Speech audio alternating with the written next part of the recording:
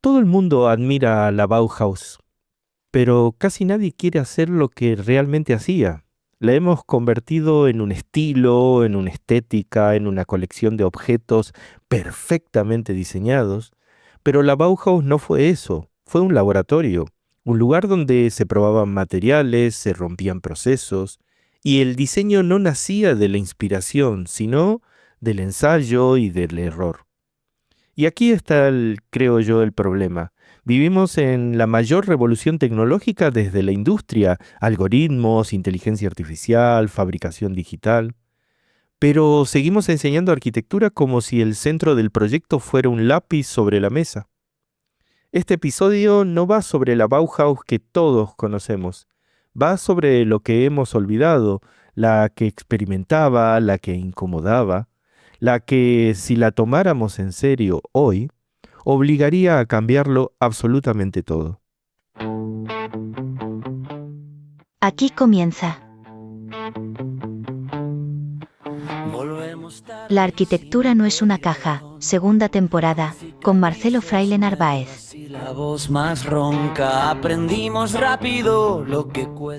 La arquitectura no es una caja. Un programa hecho con amor y sin miedo a incomodar. Nos miraron raro por no encajar, por no sonreír. Muy buenos días. Muy buenas tardes. Y muy buenas noches. Es increíble, todo el mundo admira a la Bauhaus. Se la cita en las escuelas de arquitectura, aparece en los manuales, en las exposiciones, en las conferencias. La palabra Bauhaus se ha convertido casi como en una marca, en algo que suena moderno, progresista, inevitable. Se la presenta como el origen de la modernidad, como el momento en que el diseño toma conciencia de sí mismo, como si fuera un despertar y aprende de alguna forma como a dialogar con la industria. Su nombre aparece cuando se habla de arquitectura, de mobiliario, de diseño gráfico o incluso de cultura visual contemporánea. Sin embargo, cuanto más se la invoca, menos se parece a lo que realmente ocurrió allí. Y yo creo que ahí está la paradoja, porque la admiramos, la repetimos, la hemos convertido casi como en una especie de icono, un póster, una tipografía, una silla bonita, un edificio blanco y hasta una especie, no sé, como de estampita laica para rezarle al diseño moderno. Pero yo creo que la Bauhaus no fue eso, no fue un estilo. No fue una colección de formas limpias ni muebles elegantes. No fue una religión de, qué sé yo, del detalle minimalista. Fue un experimento. Sí, un experimento pedagógico, técnico, cultural, si se quiere, sobre cómo debía producirse el diseño en un mundo que estaba cambiando de forma extremadamente radical. Y quizás para entenderlo un poquito mejor, primero tendríamos que aceptar algo que la historia ha simplificado demasiado. La Bauhaus no fue solo una escuela, fueron varias, al menos tres. La de Weimar, la de Dessau y la de Berlín. Tres momentos y tres lugares distintos, con orientaciones distintas, con resultados muy, muy diferentes.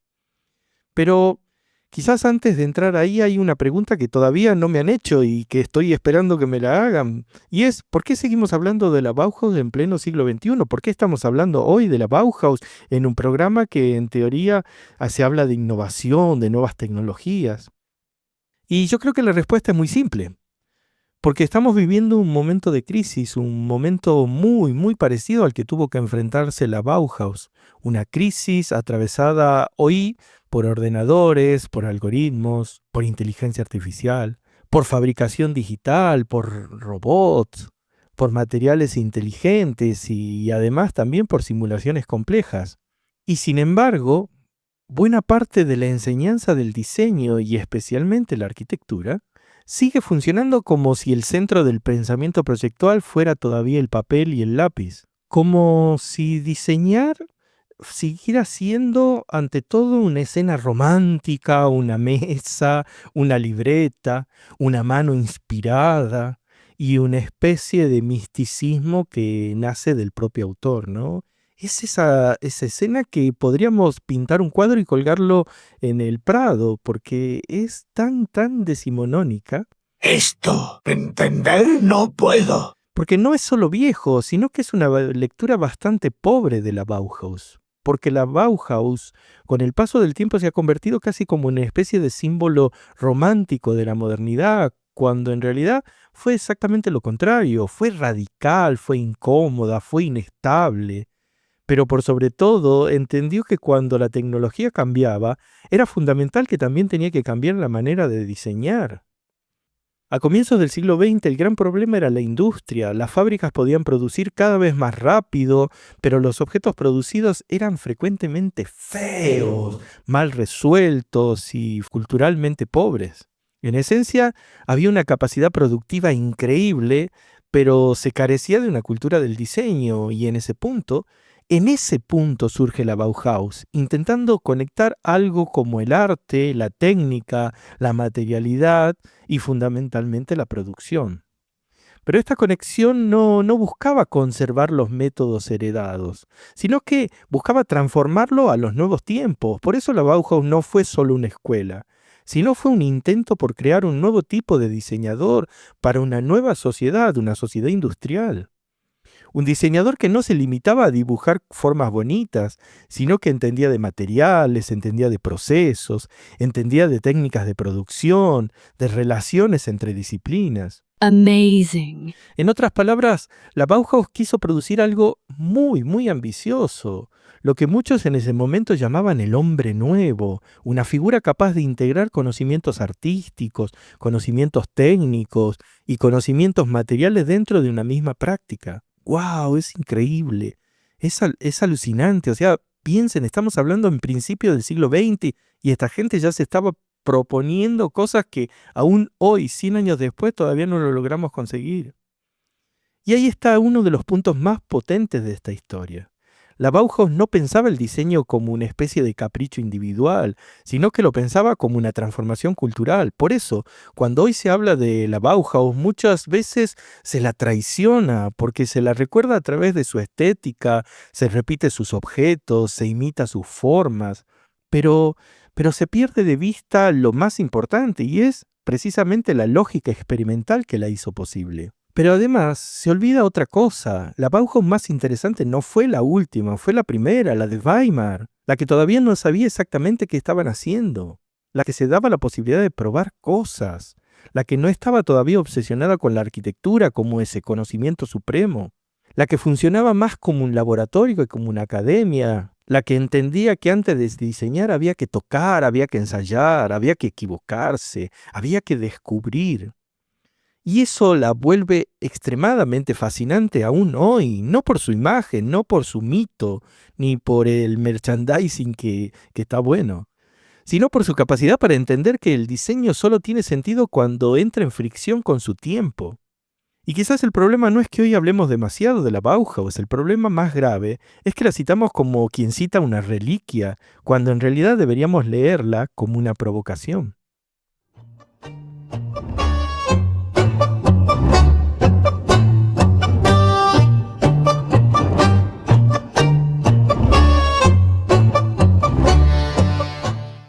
Si quisiéramos comprender por qué aparece la Bauhaus, no podemos comenzar con su fundación en 1919.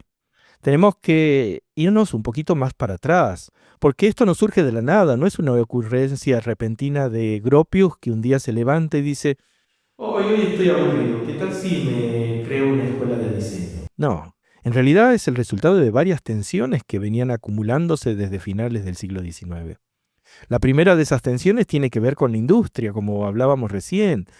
Durante décadas la producción industrial había crecido de forma brutal en Europa. Las fábricas producían más rápido, más barato, pero ese crecimiento tenía un problema terrible y era que la calidad cultural de los objetos producidos era baja, era mala. En otras palabras, había una industria que estaba floreciente, como quien dice, pero no había diseño.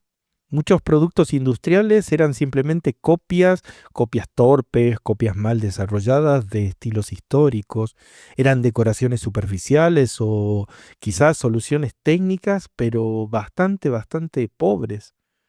Era una producción masiva, pero sin una verdadera cultura proyectual por detrás.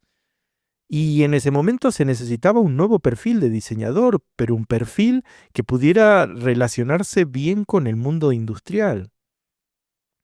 Y la respuesta inicial no vino de la Bauhaus, sino de movimientos anteriores. Uno de los más importantes quizás fue los Art and Craft de Inglaterra, con figuras como William Morris a la cabeza. Allí aparece por primera vez la reacción contra esta degradación, podríamos decir una degradación estética que había producido la industria. Entonces Morris propone retornar a los valores artesanales, recuperando esa relación perdida entre el diseñador y el material, entre la forma y la fabricación. El problema de Morris y de sus seguidores es que esa respuesta tenía un problema de fondo, tenía una mirada profundamente nostálgica, admiraba lo artesanal y pretendía volver al mundo casi un mundo preindustrial, un mundo que ya no podía existir. ¡Uy, qué lindo! ¡Acuarelas! Se necesitaba entonces otra alternativa, una alternativa que pudiera de alguna forma comulgar con la industria, ¿no? Y esa alternativa va a ser de alguna forma provista por Alemania, donde un grupo de pensadores propone un camino que intenta relacionar la industria y el diseño nuevo. Y ahí aparece una institución clave, la Deutscher Verbum, un espacio académico que reunía arquitectos, artistas, diseñadores e industriales, pero con un objetivo clave, un objetivo de elevar la calidad cultural de la producción industrial alemana. Era una idea fuerte, una idea potente, no se trataba de destruir la industria, sino de alguna forma podríamos decir casi como de civilizarla. En otras palabras, se trataba de unir dos mundos que hasta el momento estaban bastante separados: el mundo del arte, el mundo de lo artístico y el mundo de la producción industrial. Ese es uno de los grandes antecedentes intelectuales de la Bauhaus, pero hay otro, las escuelas de artes aplicadas que existían en Alemania antes de la Primera Guerra Mundial. En esas escuelas ya se estaba intentando superar la división clásica entre artes mayores y artes menores, entre pintura y escultura por un lado y artes decorativas por el otro. Se comienza a pensar que diseñar objetos, diseñar muebles, tejidos, la misma tipografía, no era una actividad secundaria, sino que formaba parte de la gran cultura. Cuando la Primera Guerra Mundial termina y Alemania entra en una crisis profunda, muchas de esas ideas vuelven a aparecer, pero con mucha más fuerza. La sociedad estaba cambiando, estaba mutando, las estructuras sociales se habían transformado profundamente. Paralelamente, la tecnología avanzaba y en ese contexto aparece de nuevo una pregunta que hoy quizás pueda sonar pomposa, pero en aquel momento era terriblemente real. Y es que, ¿cómo debía ser el diseñador de esta nueva sociedad? Muchos pensaban que no bastaba con formar artistas, había que formar algo distinto, un nuevo tipo de creador, capaz de moverse, qué sé yo, entre disciplinas, entre materiales, entre técnica y cultura. Es lo que en muchos textos de la época se llamaría el hombre nuevo, no en el sentido biológico o político, sino cultural, un individuo capaz de integrar conocimientos artísticos, con conocimientos técnicos, con conocimientos materiales, todo dentro de un mismo proceso creativo. Es increíble.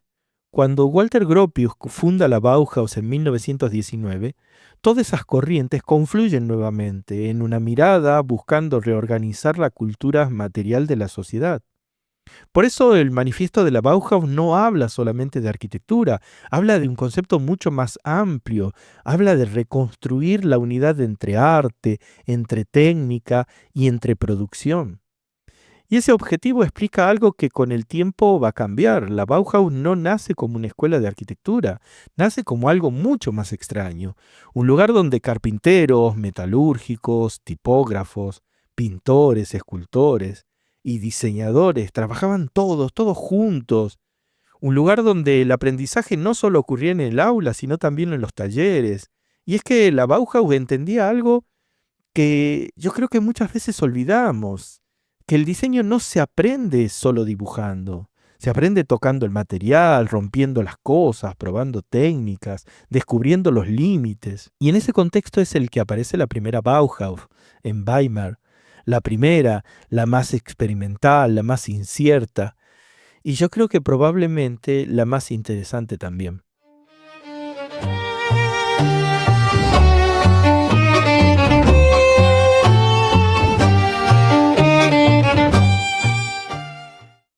Cuando la Bauhaus abre sus puertas en Weimar en 1919, no se parece demasiado a lo que imaginamos cuando pensamos en una escuela de arquitectura.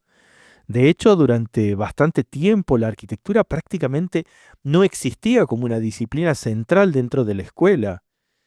Eso suele sorprender a mucha gente cuando se habla de esto, porque hoy la Bauhaus se asocia inmediatamente con el edificio moderno, con esa fachada blanca o con la estética del movimiento moderno. Pero al comienzo no era así. Amazing. El centro del sistema no era la arquitectura, eran los talleres de carpintería, de metal, de tejidos, de cerámica, incluso hasta de tipografía.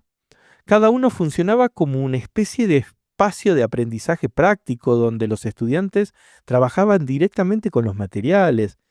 Y esto es fundamental para entender la lógica de la Bauhaus, porque allí no se enseñaba como una actividad puramente intelectual, no era una cuestión de imaginar formas, sino de entender cómo se comportan los materiales. La madera se corta, se dobla, se une, el metal se funde, se lamina, se tensa. El vidrio se rompe o se sostiene según cómo se trabaje.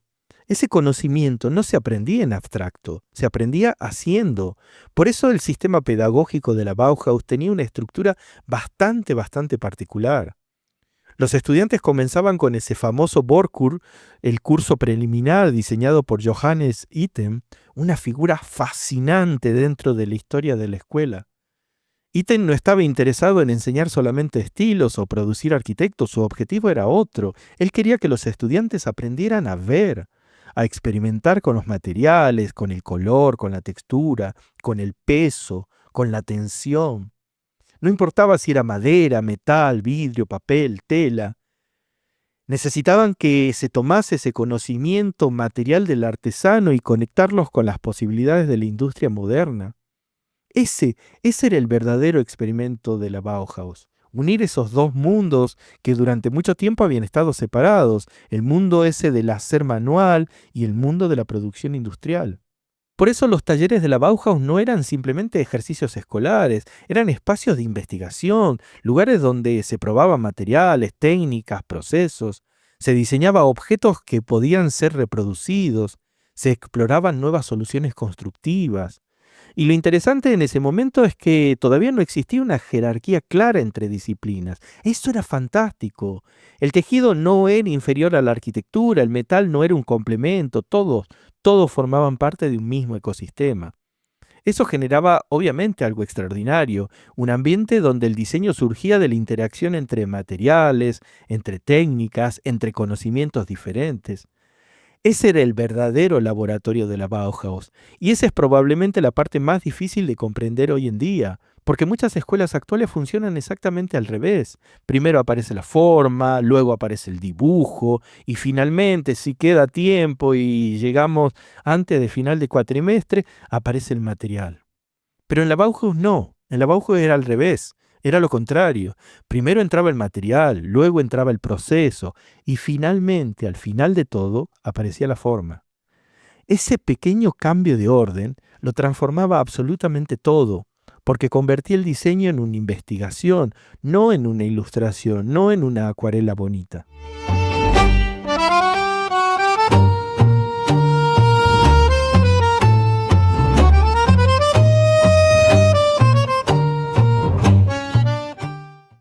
Pero lo interesante de la Bauhaus de Weimar no es solo su estructura pedagógica, sino también el clima estructural que se generaba alrededor de la escuela.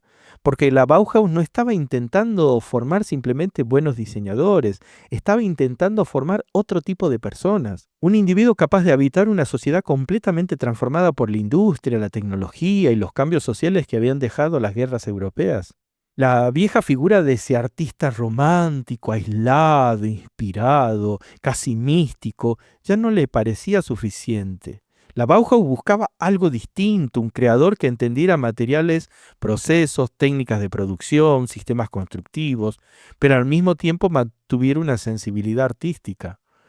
Un híbrido, qué sé yo, una mezcla entre artista, artesano, ingeniero.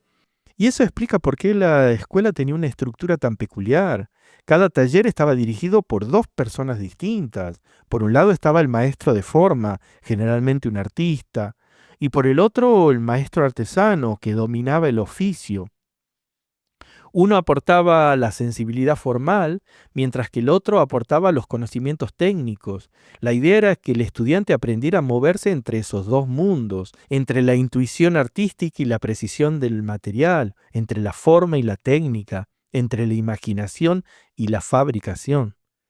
Esa estructura era extremadamente avanzada para su tiempo, imagínense, estamos hablando de 1920.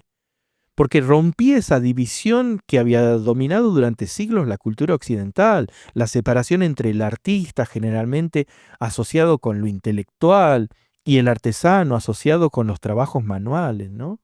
La Bauhaus propone que pensar y hacer son partes del mismo proceso, que el conocimiento no está solo en la cabeza, también está en las manos, y eso tiene consecuencias muy profundas en la forma en que se entiende el diseño. Porque cuando el diseñador comprende realmente los materiales, deja de imaginar formas arbitrarias, empieza a descubrir formas que emergen de los procesos mismos de la fabricación. This is magic. La madera sugiere cierta solución, el metal otra, el vidrio impone otras reglas. Este tipo de conocimiento es muy distinto del diseño puramente gráfico. Es un conocimiento material, un conocimiento táctil.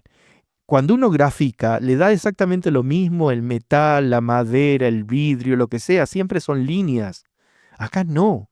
Acá es un material que uno lo toca, sabe su peso, sabe las texturas, sabe cómo se trabaja ese material. Hay un entendimiento distinto. Y eso es lo que hacía que la Bauhaus de Weimar fuera un laboratorio extraordinario, un lugar donde el diseño surgía del contacto directo con la materia, donde los estudiantes no estaban intentando producir objetos bonitos, estaban intentando entender cómo funcionaba el mundo físico. Por eso muchos de los ejercicios de la escuela pueden parecer extraños si se los mira hoy en día. Porque eran, no sé, construir estructuras de papel que exploraran las tensiones, composiciones hechas con materiales encontrados, objetos que no tenían una función inmediata. Porque el objetivo nunca fue producir piezas definitivas, sino descubrir principios de equilibrio, principios de resistencia, de ritmo, de estructura, de materialidad, qué sé yo. En ese sentido, la Bauhaus estaba mucho más cerca de un laboratorio científico que de una escuela de arte tradicional. Los estudiantes experimentaban, probaban, se equivocaban, volvían a intentarlo. El error acá no era un problema, era parte del método de aprendizaje. Ese ambiente de investigación es lo que convirtió a la Bauhaus de Weimar en algo tan singular. Y también es probablemente lo que la hace que hoy siga siendo tan relevante.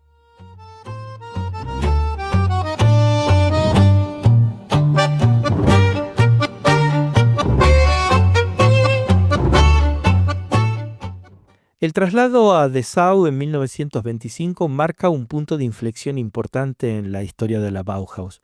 No solo porque la Bauhaus cambia de ciudad, sino porque cambia también su escala, su organización y en cierto sentido su relación con el mundo exterior. La escuela llega a Dessau con algo que antes no tenía, una estructura institucional muy sólida, un nuevo edificio, una financiación más estable, y sobre todo una presión creciente por demostrar que todo aquel experimento pedagógico podía producir resultados concretos. Hasta ese momento la Bauhaus había funcionado sobre todo como una especie de laboratorio, pero en Dessau comienza a comportarse también como una plataforma de producción. Los talleres comienzan a orientarse cada vez más hacia el desarrollo de objetos que tenían que ser reproducibles. Aparecen incluso acuerdos con empresas, se producen prototipos pensados para entrar en los circuitos industriales. y de algún modo la escuela empieza a proyectarse hacia afuera. Se trata de un momento cuando muchos de los objetos que hoy asociamos con la Bauhaus comienzan a consolidarse. Muebles de aceros tubulares, sistemas de iluminación, la misma tipografía, soluciones constructivas cada vez más estandarizadas. Pero quizás aquí conviene hacer una pausa porque hay otro personaje que suele quedar un poco enterrado en la historia oficial de la Bauhaus, y ese es Hannes Meyer. Meyer dirige la Bauhaus entre 1928 y 1930, pero tiene un enfoque bastante distinto del que tenían muchos de sus colegas. Si la Bauhaus de Weimar había sido experimental, la de Dessau comenzaría a organizar su producción, al introducir el método, un método científico casi. Para Meyer, el diseño no debía depender de la intuición, esa intuición genial, ni de la inspiración del arquitecto. Debía basarse en el análisis de datos, en las necesidades concretas.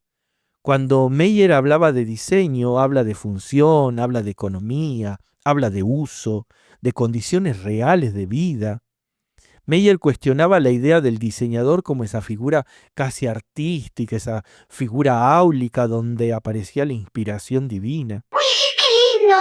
Acuarelas. Para Meyer el diseño debía trabajarse casi como si fuera una investigación. Estudiar cómo vive la gente, cómo usa el espacio, qué condiciones materiales existen, qué recursos hay disponibles en el medio. El diseño en ese sentido se convierte en una especie de problema técnico y social al mismo tiempo. Bajo la mirada de Meyer, el proyecto ya no depende de un gesto individual, sino de la información, del análisis, del proceso. Es alucinante. El diseño empieza a parecerse cada vez más a una investigación sistemática, y esto encaja bastante bien con la lógica experimental que había nacido en Weimar, solo que ahora el laboratorio empieza a orientarse hacia problemas más concretos de la vida cotidiana: vivienda, equipamiento, producción industrial. La Bauhaus de Dessau se vuelve más eficiente, más productiva, más organizada, pero también empieza a perder algo de aquella incertidumbre creativa que caracterizaba a la primera época. El laboratorio empieza, sí es cierto, a estabilizarse, empiezan a surgir métodos, estructuras, jerarquías más claras. Y cuando una experimentación se institucionaliza, inevitablemente cambia su naturaleza. Empieza a parecerse más a un sistema que a un laboratorio abierto.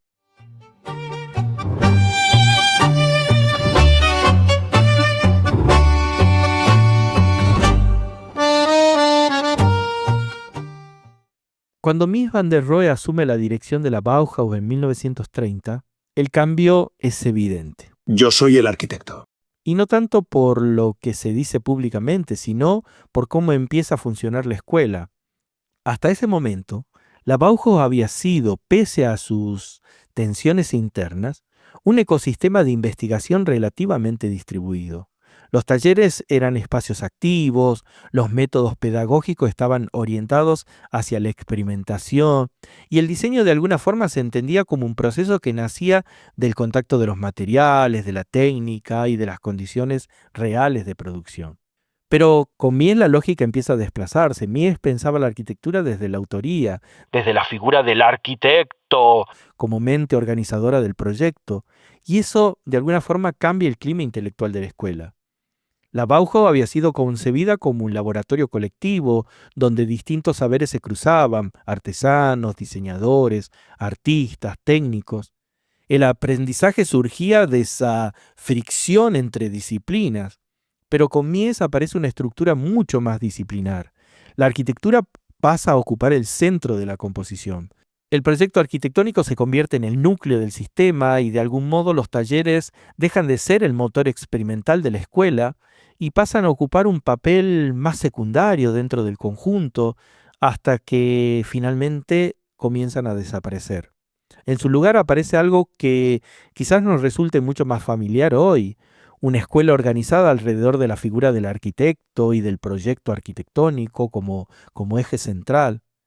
El diseño deja de ser una investigación distribuida entre materiales, técnicas y disciplina y empieza a organizarse alrededor del gesto proyectual. Este cambio no siempre se explica con claridad cuando se cuenta la historia de la Bauhaus.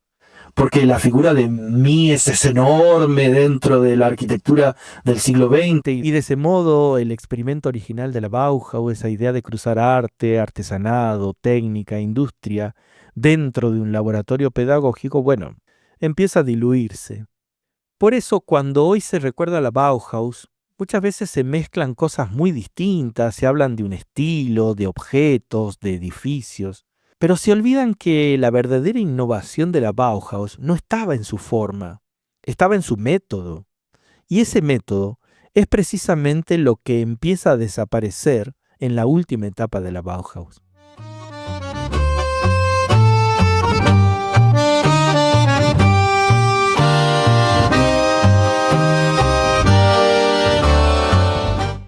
Lo interesante es lo que ocurre después. La historia oficial convierte a la Bauhaus en un estilo, líneas limpias, volúmenes blancos, un minimalismo absoluto. Pero eso es una simplificación brutal, porque la verdadera herencia de la Bauhaus no era la estética, sino la metodología. Y aquí aparece un error bastante romántico que se ha instalado en la enseñanza de la arquitectura.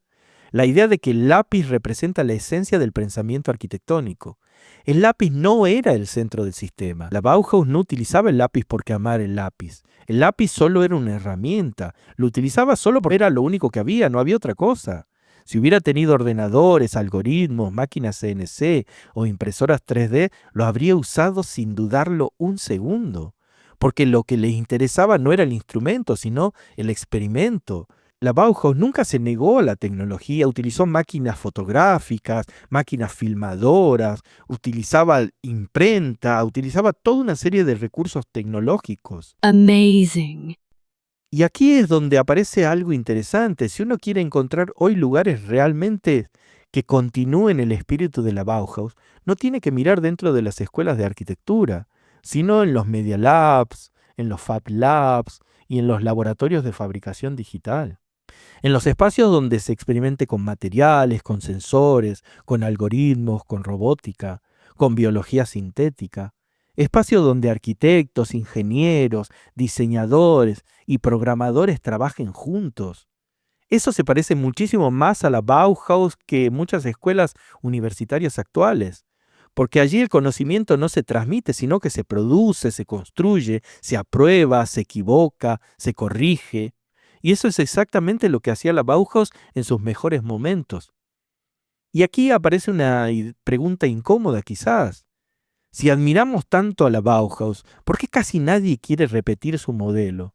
¿Por qué seguimos enseñando arquitectura como si el centro del proceso fuera el dibujo romántico? ¿Por qué los laboratorios experimentales siguen siendo espacios marginales dentro de muchas universidades? ¿Por qué la investigación material y tecnológica sigue apareciendo como algo casi anecdótico dentro de la currícula académica? La Bauhaus no fue importante por sus edificios, fue importante porque entendió algo mucho más profundo, que el diseño debe reinventarse cada vez que cambia la tecnología. Ese era el verdadero núcleo de su proyecto, no el estilo, no el minimalismo, no las sillas de acero tubular, sino el laboratorio. Un lugar donde los materiales, las herramientas y las formas de producción podían cuestionarse, donde el diseño no se repetía, sino que se investigaba. Y esa es precisamente la parte de la Bauhaus que muchas veces olvidamos, la parte incómoda, la parte peligrosa, la parte que obligaría a cambiar radicalmente cómo enseñamos y cómo practicamos el diseño hoy. Porque si tomáramos en serio esa lección, muchas escuelas de arquitectura tendrían que dejar de comportarse como museos del siglo XIX y empezar a funcionar como lo que la Bauhaus intentó ser en su mejor momento. Un laboratorio. Postdata. Si te quedaste con ganas de más, seguimos la conversación en X como @frailemarcelo o en Instagram en @marcefraile. También puedes encontrarme en Facebook o en LinkedIn como Marcelo Fraile Narváez o escribirme directamente al correo a mfrailenarvaez@gmail.com. Tus comentarios, like y reseñas Son el combustible que mantiene vivo este proyecto y que lo ayudan a crecer.